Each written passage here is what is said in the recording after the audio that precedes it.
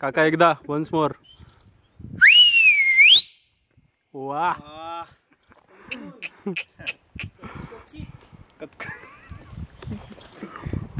आता ओरलो सिट्टी पुरता. अंधार येतोय रे सगळा. ग्रुप कसा काढायचा इकडे? नाही फ्लॅश मार. हा नाही इथून काढला तर होईल ना. त्या दगडावर इकडे काढ ना. काय दिसते घड ऍक्च्युली मध्ये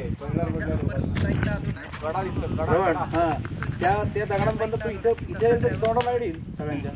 काका